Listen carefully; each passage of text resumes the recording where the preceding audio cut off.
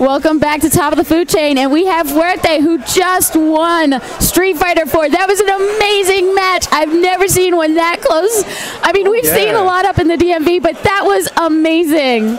Good old How do you feel? He ripped his shirt off, which is why he is shirtless right now. He just was up on stage right as we went to the break and went, "Rah!" Yeah, man. I feel really good, you know what I mean? Bobby's a really good player. He's gotten a lot better since the last time I played him. I played him at DMV Fight Lounge 1. And he was doing good, but you know, he would drop combos and he wouldn't get his setups that he wanted. His execution has improved a lot. His guessing game improved mid-tournament. I mean, he started adjusting to me. It was really, really potent. I really like his gameplay. You know what I mean? Real strong stuff all around. You know, I had to go through some tough people today. You know, Jibbo, a really good Hugo player, famous on the internet. You know what I mean? He actually lives in Sova. Really happy with my win today. You know? I bet. That was so intense. I mean, you could hear us screaming in the background, I bet. Especially me. I was screaming at the top of my lungs. Yeah, I could definitely hear it. It's notable. I was like, oh, man. This was a crazy match. On me when I was up 2-0. So I was like, whoa, man. I gotta get my shit together. He made quite a comeback. You might have seen his shirt flying. Somebody threw it back over here. Nobody wants this? Come on. I think they're telling you to put your shirt back on. Well, it's a little tore up right now. I don't think... oh, man. He tore it up. Look at this. He ripped up his shirt. He was so excited. He just went, ah. Yeah, we don't want to get banned for porn. Oh, my goodness. So how did you feel about his technique and your technique? I noticed that you started to get more defensive as he got more aggressive. What happened was, okay, so Mike, move your mic up. Oops. We can't hear you. We want them to hear you.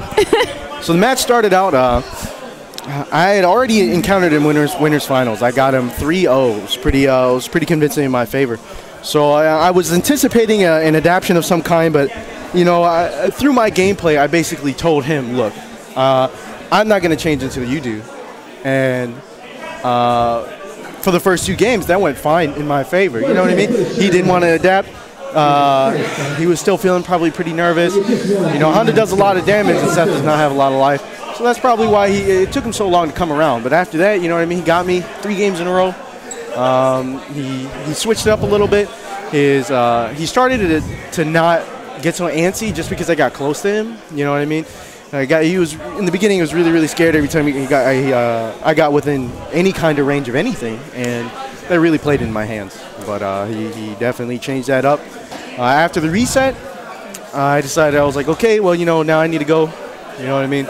Start looking for more and more specific opportunities to get in, to do my damage, and what mix-ups to look out for, you know what I mean? Seth is a mix-up character, you know, it's hard to keep doing that after playing the same guy for 9 games. Yeah, that was a lot of games. I mean, I noticed that during the matchup that you were really gunning for it in a lot of it, and eventually you just kind of switched your play. Yeah. But what do you think he could have changed that could have possibly put him up on top? If he wanted to get me again, he should have been more willing to play it slow. Hopefully he's probably going to watch this sometime later on. So I personally think that if he had just done more fireballs, I know Seth's fireball recovery is really bad, and I caught him for it quite a few amount of times. Just probably scared him from doing it more, but that's not that bad. Probably never played anybody that tried to space against the stretchy limbs. I do the same thing against Dulcim. They do those long arms. I actually try and get them to whiff so I can hit him for it. That's very uncommon. So, you know, keeping that in mind, that's why he was probably so careful when he was far away. But, I mean, it's Honda. You know? I can't do anything from full screen. It was all headbutt. I noticed that quite a few of those headbutts ended up missing because he would end up jumping. Yes, yeah, he would end up jumping. He started blocking them, which was really good. Forced me to try and mix it up every once in a while, but he was getting his block punishes very well. So, you know, hey, you know, I think that if he had played it slower, utilized his far-range tools, you know, don't be so afraid to play footsies with me. I mean, yes, I do a lot of damage, but I need to be this close. You know what I'm saying? Yeah. If I'm not there, like this mean fuck, that doesn't mean anything. You know? So it's just don't be afraid to stick out some feet, some arms. I can't do too much to you. Are you planning to go to the TCW? Yeah, of course. It's It's like 10 minutes away from my house. I got to go up there. I'm going to show my sponsor, that game store, some love. You know what I mean? That provided all the setups today. He's going to provide, you know what I mean? It's the main host of the TCW. It's the first Silva Major, and I think over a decade. So that's really, really nice. Happy to have one near basically my hometown. I'm really happy about that. Just got another shirt. Looks like I'm getting a message here.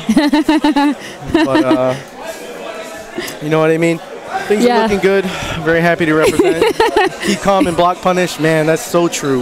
Wow. You pulled that off quite well this game. Thank you so much for the interview. I really enjoyed it. I can't wait to see you again at the TCW. We're going to turn it over for Marvel vs. Capcom 3 now. So we look forward to seeing you guys with us for that.